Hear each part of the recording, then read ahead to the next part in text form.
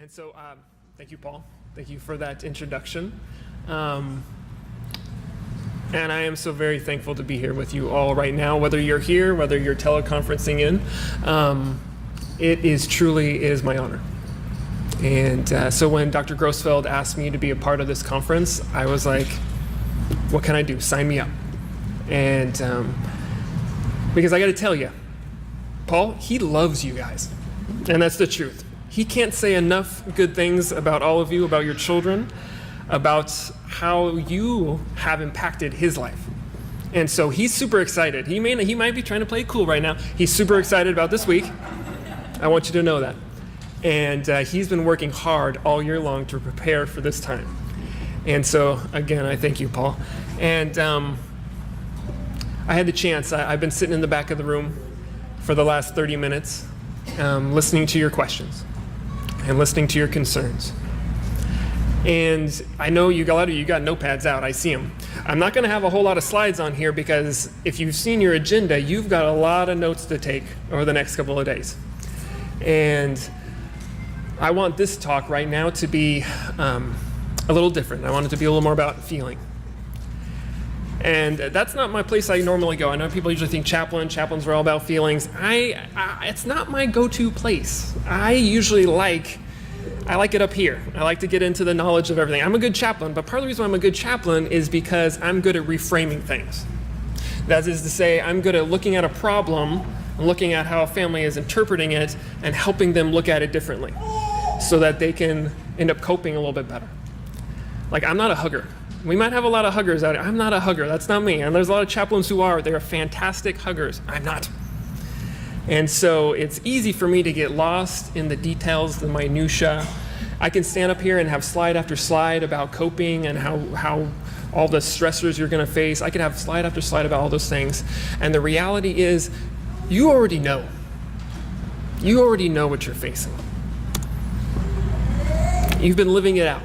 And this is just a small little kind of tidbit. What are medical issues? As we were just talking about, some of you are just discovering for the first time, T cells? I need to worry about T cells now? What do I got to worry about? What's the new thing I have to worry about? What about your child's educational needs? Is that school going to take my child? Are they going to have teachers who know how to take care of my child? What about the financial strains that come from it? Because I know that there are. How am I going to pay for childcare? I still got to work. I need insurance. How am I going to pay the bills? And sometimes it means a change in profession. Sometimes it means I'm going to have to stay at home. It means I'm not going to be doing my career. I spent the last 10 years working on this career, and now I'm going to have to stay home. It means relocation, changing where you live, changing where you are for resources, because where you live, there aren't resources. It means tension among partners, because this is not an easy thing. And as you've probably witnessed, even when things are going well, I mean, you're great. That person you probably came with, they've got some problems. They've got some issues. You are great, though. But we got to be patient with them, right? It's not always easy. Loss of friendships. Those people who you thought were going to be right by your side, that when you got that news that you weren't expecting, and you said, I can count on this person, they're going to be here, they're going to be right by my side, did they show up? And a lot of times it's the people that we are not expecting. It's the people who we think, they would never be around for this, they're the ones who come out of the woodwork. And you may have already experienced family who just can't handle it. And I always like the kind of thought that, our friends, they're our family that we get to choose. And I think they're exactly that. How about how your child's gonna be treated by others, by other kids, by other people, by people on the street? Are they being bullied? How are they being taken care of? And I apologize. Part of my profession is that I make parents cry. I do that really well. So if you're already crying, I apologize. And I blame Paul, because Kleenex should have been one of the sponsors. And all these things impact us. They impact us.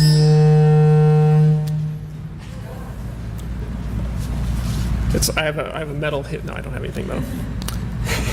But we have an emotional distress that can come from all these things. We have physical things that can happen to us. We have spiritual distress.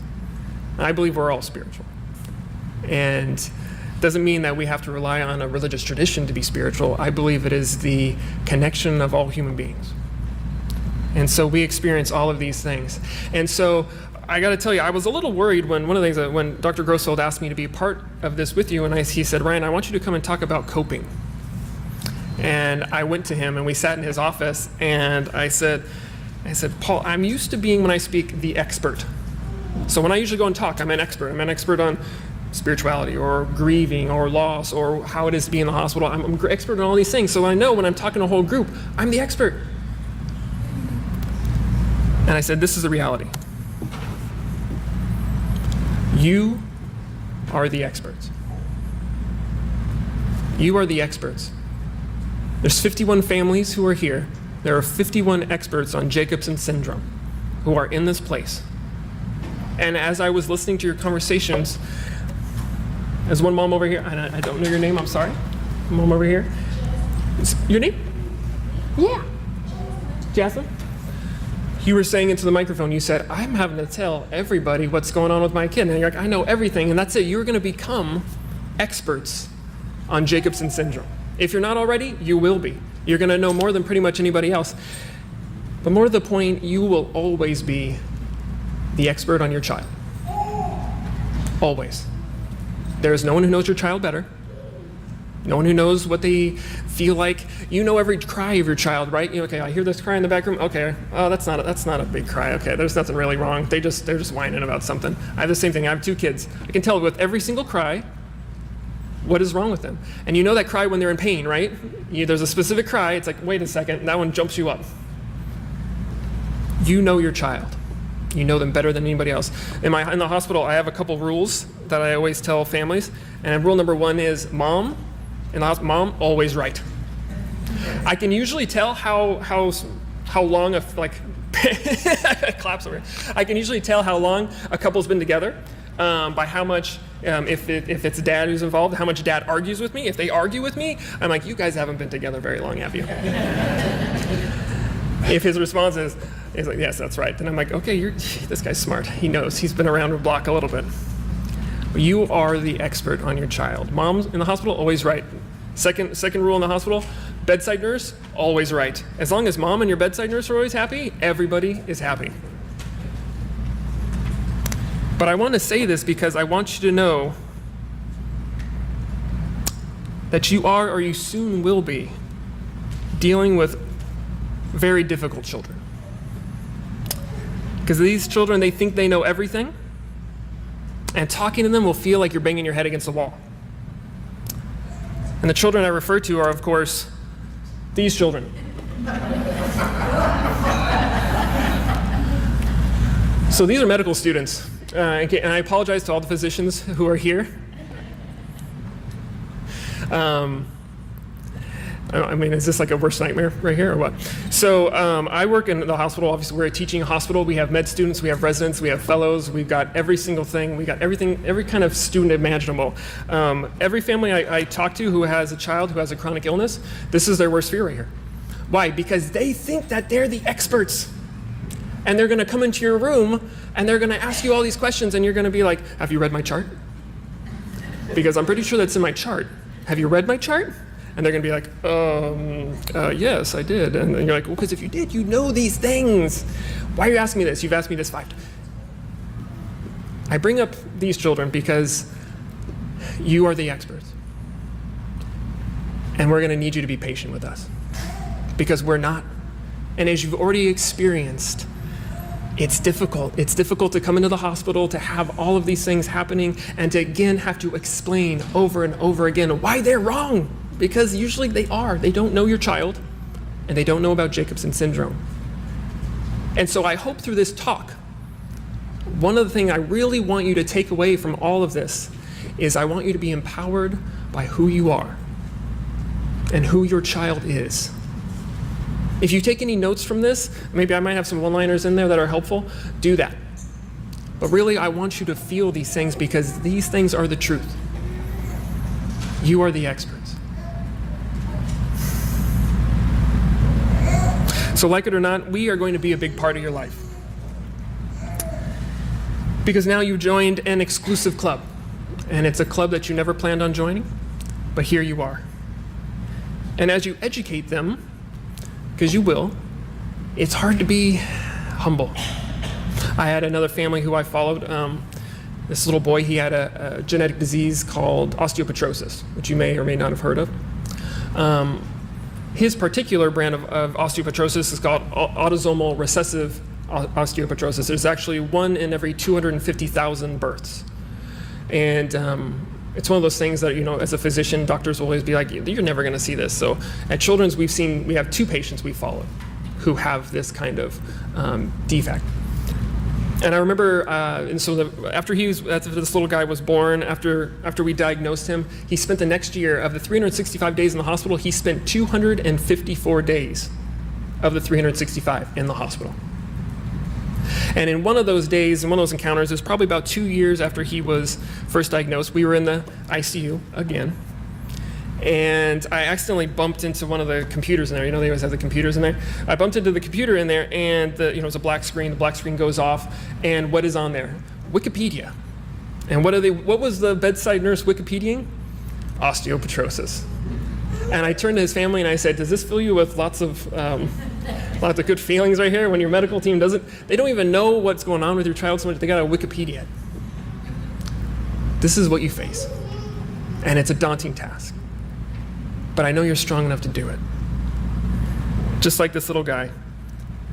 It's hard to be the patient. And so I hope that you have already, if you haven't, to start taking advantage of everything that is in the hospital, because there are a lot of things there. And there's things that you probably don't even know about, because there are psychologists and social workers, there's chaplains, there's child life specialists, there's music therapists, there's play therapists, there's art therapy, there's all these things. Every single thing is here for you to take advantage of because of this.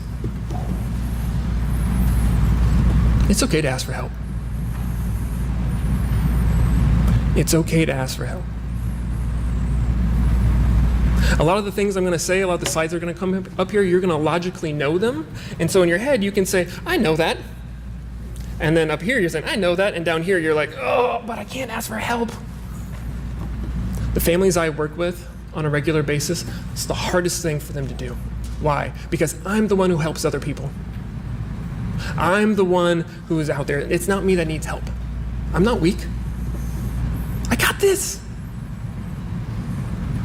We don't got this.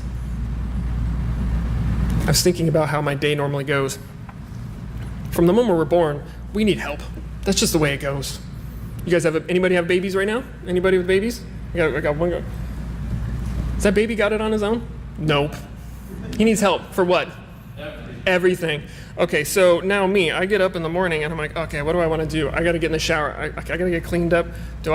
Man, I don't have any shampoo. My wife didn't buy shampoo. I got to rely on my wife to get me the things I need to be able to get up in the morning. Okay, if I turn the nozzle and water doesn't come out, what do? I need a plumber. If I go to my car's not working. How am I going to get to work? I need a mechanic. I need help for everything. And here's the reality. I think I'm doing it all on my own. I'm not doing anything on my own. It's one of the greatest lies. We got this. We're taking care of it all on our own.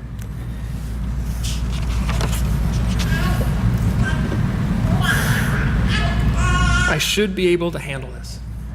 That's the quote I hear in the hospital all the time. I should be able to handle this. Whenever, as a chaplain, one of the things that we are always looking at is that word. I always look at the word should and should not. They're like giant red flag words to me. I should feel this way. I shouldn't be worried about this. Anytime in your vocabulary from now on, I hope that if you come across that word, if you start saying I should, take a moment and ask yourself, why? Why should I? Because the reality is that may not be the case. It's hard to be vulnerable. And the reality is we need help for everything. And we would rather be miserable. This is, again, my experience. We would rather be miserable than to ask for the help. I was working with a family in our oncology unit. And a little boy was 7 years old, and new diagnosis of cancer. And he was doing fantastic. Just really great. Really engaging with staff, playful, Sure, he was having a hard time. We'd have to put an IV in, we'd have to do these things, but he was really handling it so well.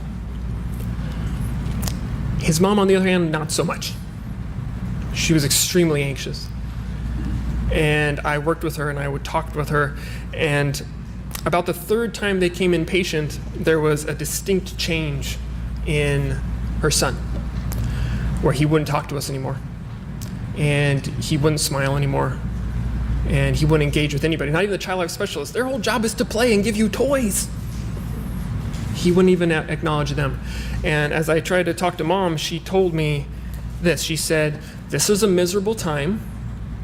I should feel miserable. It's miserable." And I said, okay.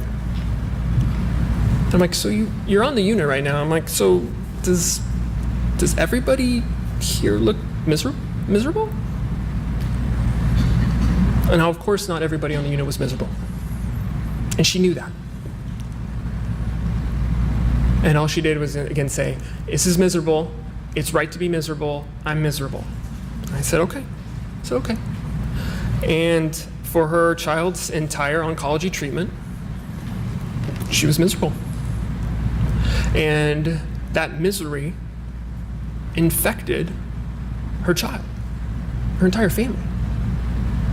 And it stemmed from an inability to allow us to help her, because she could do it on her own.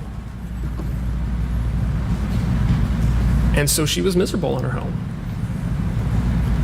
And that's a sad thing. And we all, as clinicians and psychosocial support, were sitting around a table one afternoon. We're supposed to be doing rounds. We spent probably 20 minutes just talking about this family. How can we get in there? How can we help them? How can we make it better? And we couldn't. We couldn't. It was a choice she made. And I got to be honest with you, a lot of our emotions come down to the choices we make, how we choose to view a situation.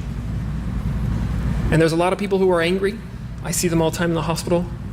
And I usually tell them this, and they're angry, and I say, well, when you're done being angry, maybe we can do this, or this will happen. And they'll be, what do you mean when I'm done being angry? I'm always going to be angry. I'm always going to feel this way. And I'm like, really? Usually would ask them, so what's your anger doing for you? How is it helping you? Well, it's giving me clarity. It's giving me this. Every single thing, when someone tells me they're angry and that's how they're coping, every single thing that they tell me that they're doing, that it's helping them, every single one of them, they can do without the anger. They're angry because they want to be angry. That's just the reality. And so helping them to see that is a huge part of what I can try to hopefully do. And so I don't know how you're feeling. And you come into this time, I don't know how you get through your day-to-day. I'm not here to tell you exactly how you should cope. See, I don't think that your child is something to be coped with. These guys, those doctors you saw, all those things, we are the things that need to be coped with. Because the reality, all those burdens I brought up, financial, educational, all those things, those aren't problems with your child. Those are problems with the system that your child has been born into. Those things are our problems. Our hospitals aren't built for what? Your child's specific diagnosis. Our educational system, what? Not built for your child's diagnosis. It's not the problem of your child, it's the problem is a greater problem. It's a problem of our country, of our world, and how we treat children who aren't like everyone else.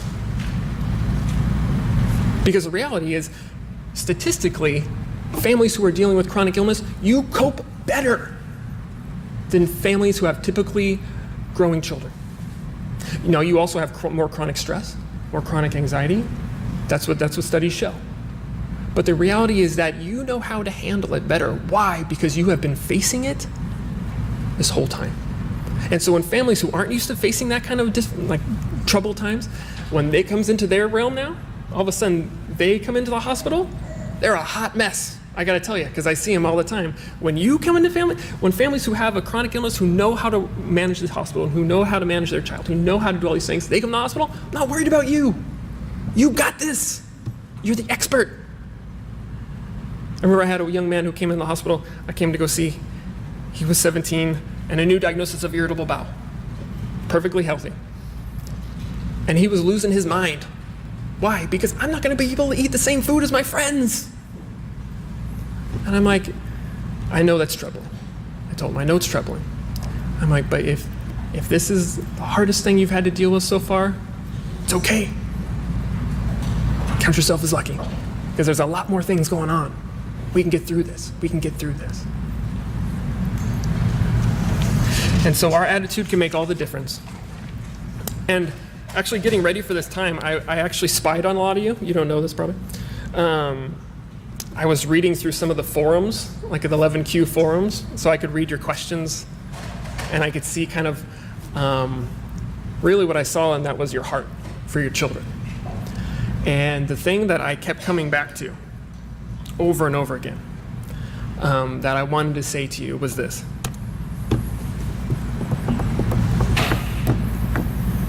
It's not your fault. It's not your fault. All of those stressors I just brought up, were those things, not your fault. And what do we like to do? We need to have someone to blame.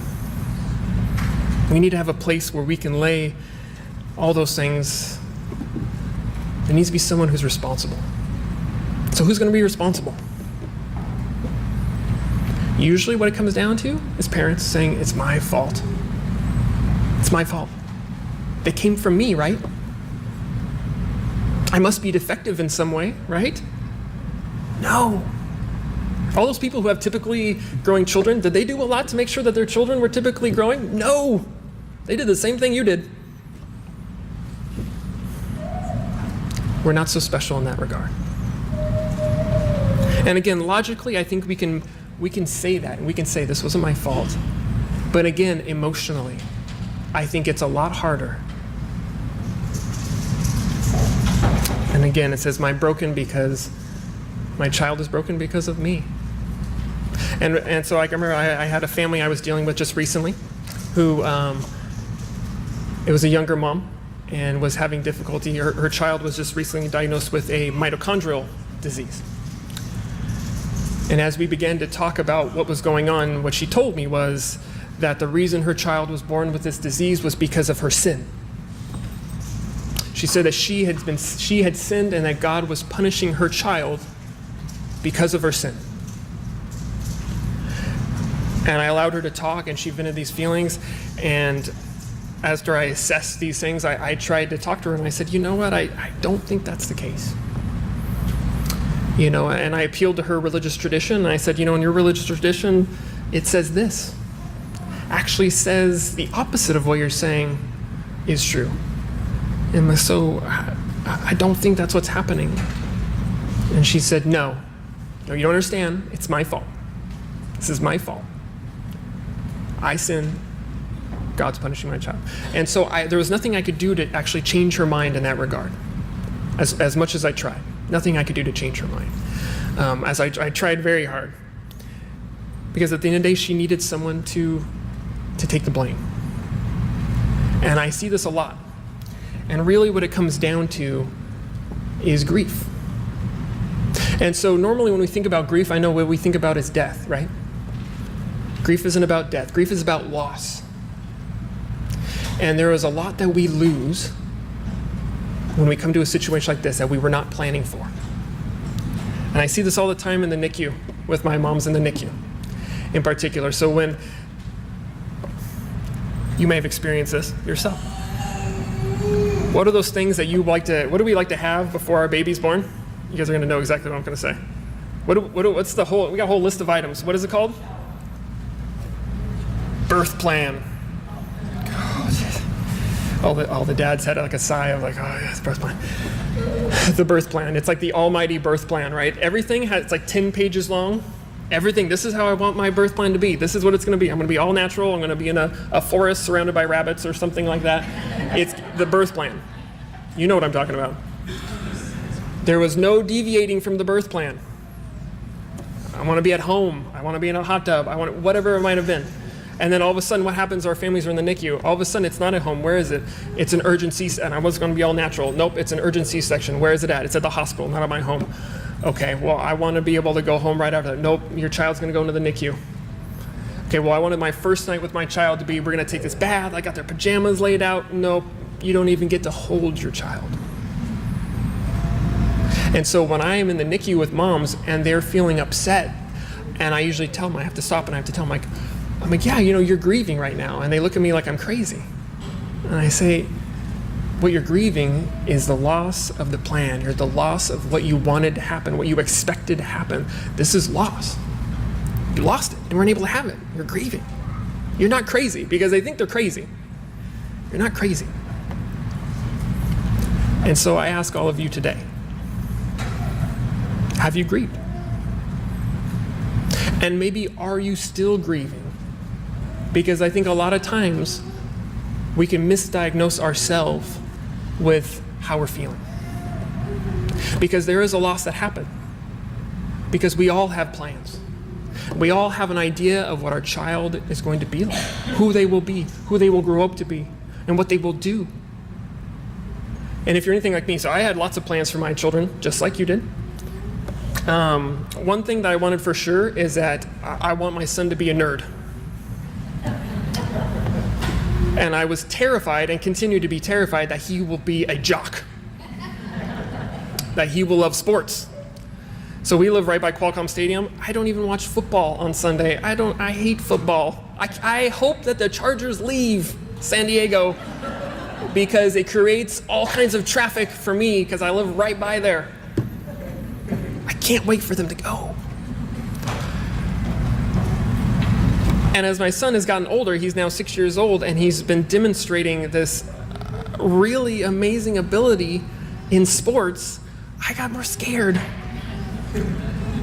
And his grandfather, my father-in-law, who has only one grandson, is determined that he's going to be an Ohio State Buckeye.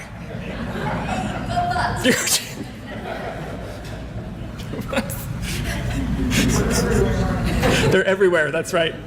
In case you didn't, they said go Bucks.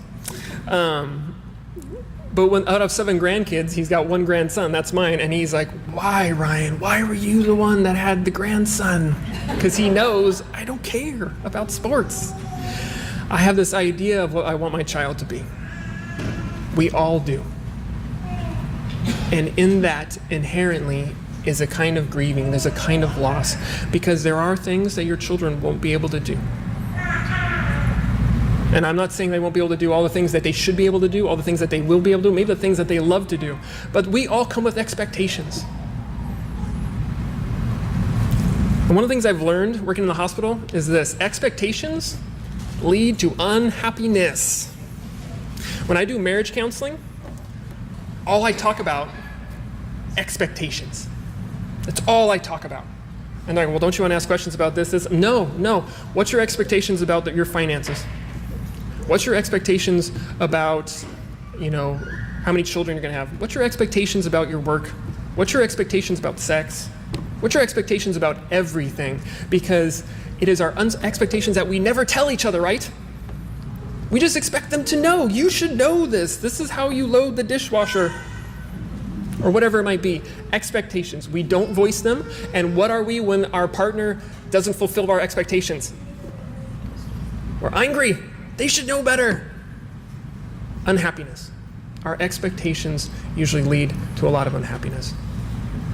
And so, as we prepare for the coming future, I think it's important to know this. It's not your fault. Again, in the NICU, I get all these kinds of moms who will tell me, if only I had eaten organic. If only I had done this more, if I'd done that more, if I'd done this, the shame, the guilt, they keep piling it on themselves. And I say, you know what? You could have eaten bark off a tree your entire pregnancy and drinking mountain stream water. This probably still would have happened. This is a no guilt zone. I just want you to know, especially for this next couple of days. This is a no shame zone. We don't need that. You get enough of that during your week, I'm guessing, at home, wherever you might be. And our expectations lead to unhappiness. And so I want you to know in particular this too. You're doing a good job. You may not feel it. Why? Because Pinterest tells me that I'm supposed to be doing all of these things. I hate Pinterest. Do you guys know, who knows Pinterest? Anybody on Pinterest? Okay, I got some, Man, I can't. Whenever my wife gets on Pinterest, I know I'm gonna be building something out of toilet paper rolls or something. Like my kid's school project just went to 10. It's gonna be terrible. I can't stand Pinterest, and I can't stand it because it's the same with Facebook. Why? Everybody's life on Facebook, perfect, right? Dr. Grossfeld talked about the breakout session. So I'm going to be leading a breakout session and helping lead one on Wednesday called "Shut Up About Your Perfect Kid." And in that time, we'll have a little time just to vent. But the reality is that what I'd really like you to take away from that time, when we're done with that breakout session, is this: you guys need to not shut up about your perfect kid. Your kid is who they are. They're perfect. They are who they are. And that is exactly who they should be. And so if they won't shut up about, you know what? Don't shut up about your perfect kid either, because that's who they are. So that's what we're going to talk about when we get to that breakout session. But the reality is that you're doing a good job, and you may not feel like it. In the hospital, I tell families this all the time: you're doing a good job. And the first thing they tell me, no. You're doing a good job. You're here. There's a lot of other places you could be right now. We're in San Diego. It's beautiful outside. You're sitting in here with me. You could be at the beach. You're here. Why? Because you want to learn. Why? Because I need more knowledge. Why? So I can help my child. Why? So I can support them. Why? So I can give them the most amazing life possible. Why? Because you love them so much. You're doing a good job. And in the hospital, I go by room after room, and guess who's not in the room? Parents. Why aren't they in the room? Their child's in that room. Their child needs help. Why aren't they in the room? They're not in the room because it's hard. It's hard because they have to look at it in the face, and they have to deal with what's happening. That's not an easy thing to do. You're here, and you're listening in, wherever the people are around the world, because you know that you need help, because you know that there is help out there. You're doing a great job.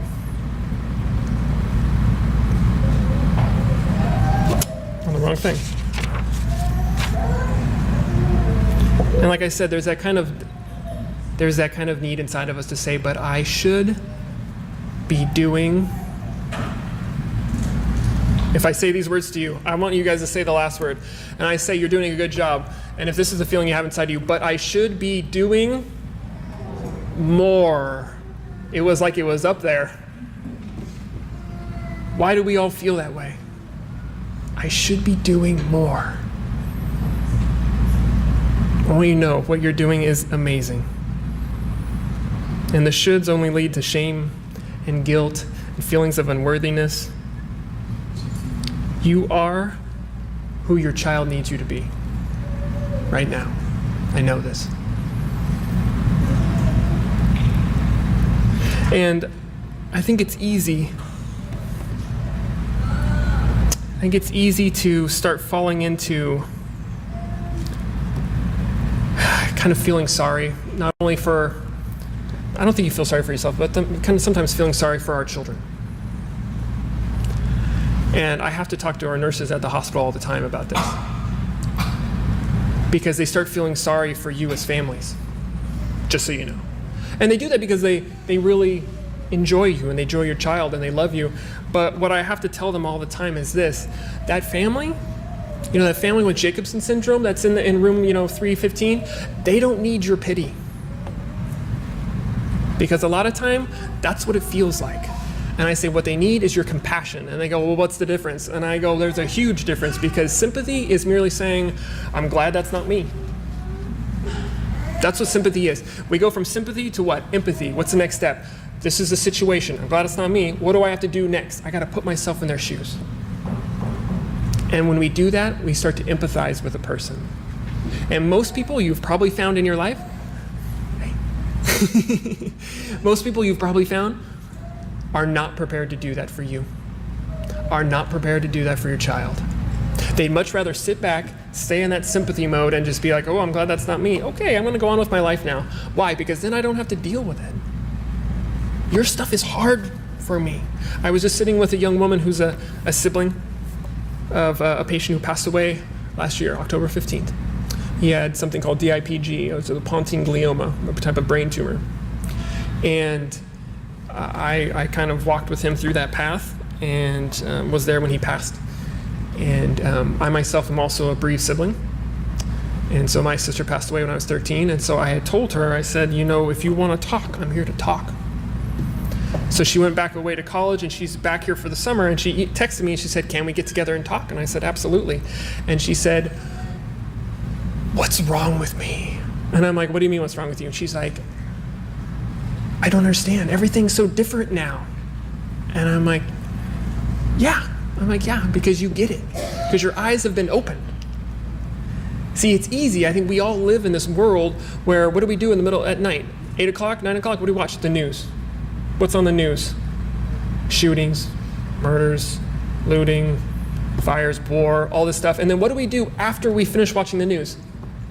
Go to bed. How can we do that? Because it's not real. This happens to other people. And so, yeah, that happened, okay. And I think what we lose is people having compassion. So we move from sympathy to empathy, and what is compassion? It's love in action. So I've now empathized with this person, I've put myself in their shoes. If I was them, what would I need? I would need this. And it moves into an action. And I tell our nurses all the time, what you're doing, what you're providing to, provide care, provide compassionate care, because that's what this family needs. They don't need your sympathy. They need your compassionate care and help and advocacy. They need you to stand by them. They need you to help them. This is what this family needs.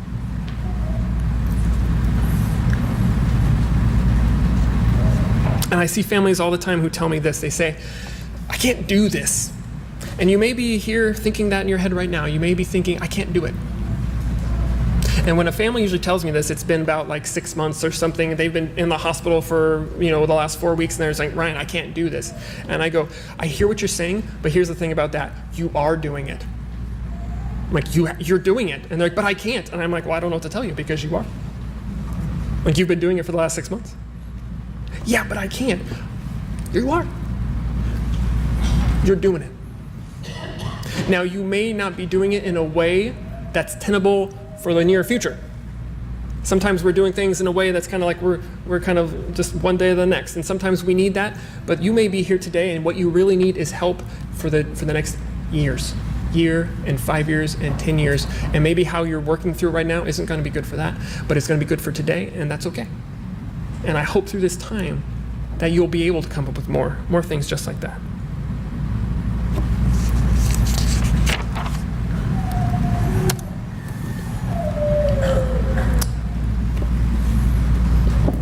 Your child is stronger than you think.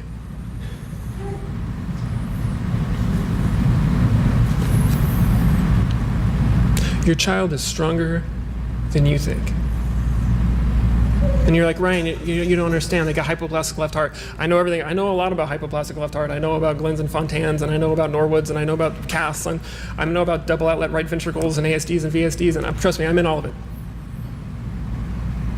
I'm pretty much at every single new diagnosis of a heart defect. I got families who are flying from Japan. Their family are in the military. They're flying from Japan to Rady Children's Hospital. I'm seeing their child before they are. And your children are amazing. I left Children's for a little bit, and I went to Sharp Healthcare here in San Diego, which is fantastic. I love Sharp Healthcare. The hardest part about working at Sharp Healthcare is it's full of adults. And we pretty much do things that's dumb, 24 hours a day, 7 days a week. I knew if I was on call, I was probably going to be getting called in. Why? Because middle of the night, guess what we're doing? Something dumb. It's going to happen. And I couldn't wait to get back to Children's. A job opened up at Children's. I applied, and I got it. And people were telling me, how can you work there? How can you work with kids? How can you watch that? And I'm like, how can I do that? Why? Because the kids, they're doing way better than my adult patients ever did. They are so much more resilient than we give them credit for. And I'd have people in their 40s, 50s, 60s in our cardiac units. So they had just had some sort of cardiac test, some sort of cardiac procedure. Maybe they had open heart surgery. Maybe they just had a cath. And it'd be about 2 weeks after they had had the surgery. You know what they're doing? They're throwing food at nurses, and they're screaming for their pain medication. That's what adult patients, that's what we do.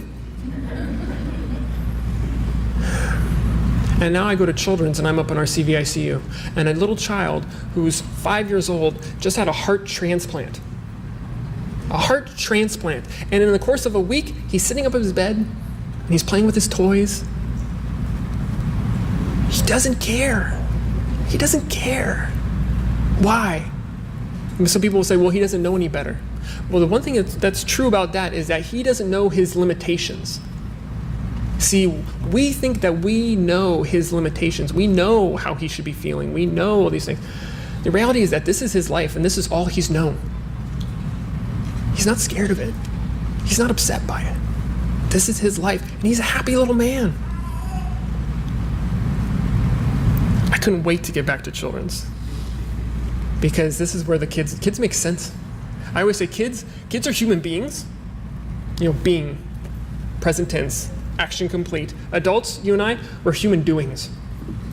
Because what is it all about? It's not about right now, it's about what I did in the past. Did you see my award? Ooh, look at this. It's what I'm going to do in the future.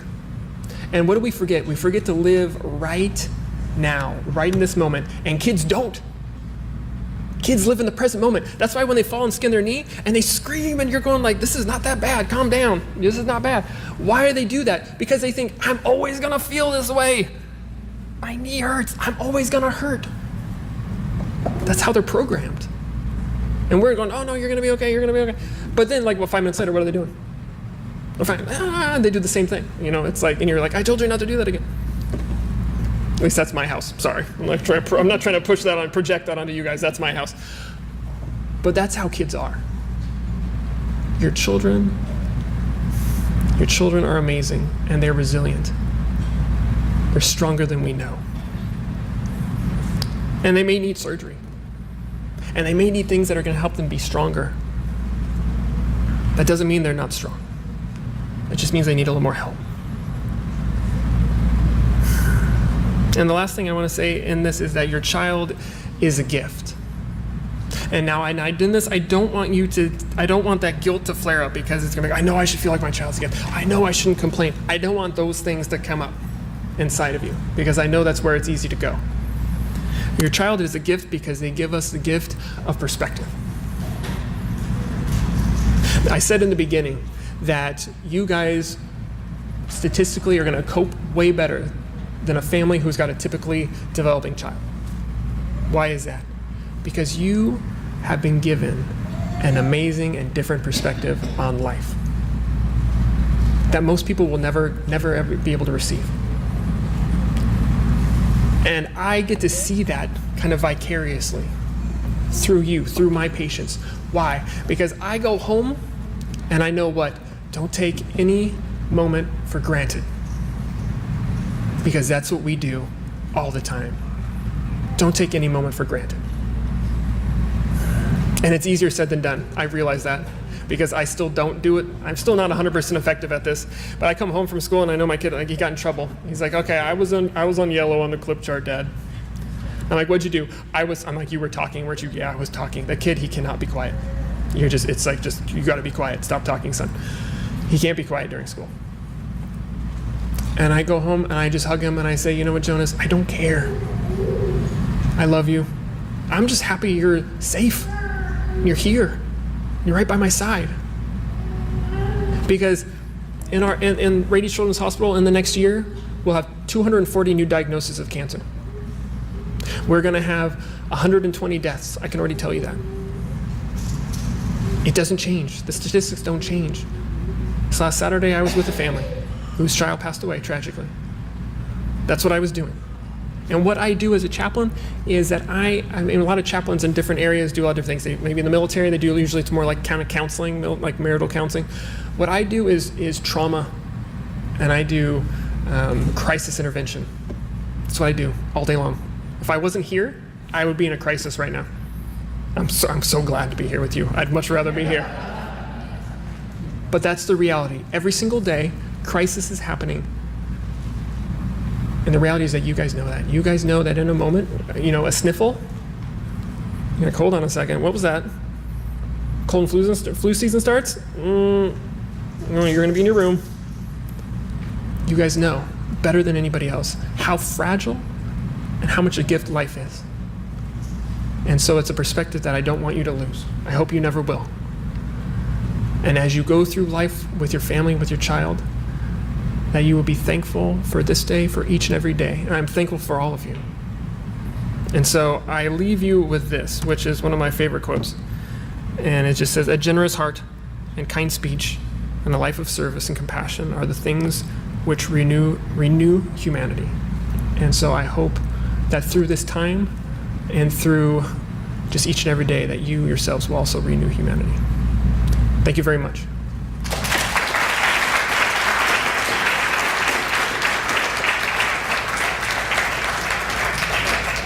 I don't know if anybody has questions. We have a little bit of time. Does anybody have any questions for me? I know I didn't it was so great there's no questions. That's okay. I'm fine with that too. There must be questions. Comments? I'm going to be here tonight, hopefully for dinner as well. And so I'm happy to. Oh, hey, Heather. It's only a comment. Okay. I wish you Okay. had been around when my husband was dying of cancer. This was amazing because you can listen. And thank you very much for all you do, for all those families that can't tell you that. God bless.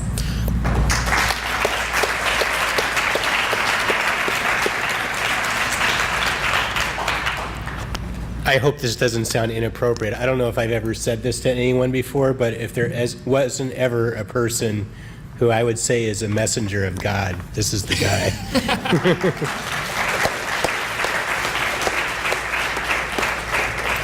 I don't think those are things I can live up to. I just want you to know. Remember, we can't all live up to the expectations of others. Expectations lead to happiness. But like I said, I'm here. I'm going to be around today. I'm going to be around for a little while, and then I'm going to be here for dinner. So I'm happy. I would love to talk to you guys, hear about your child, and yeah, feel free. Come talk to me. Okay. My name's Ryan.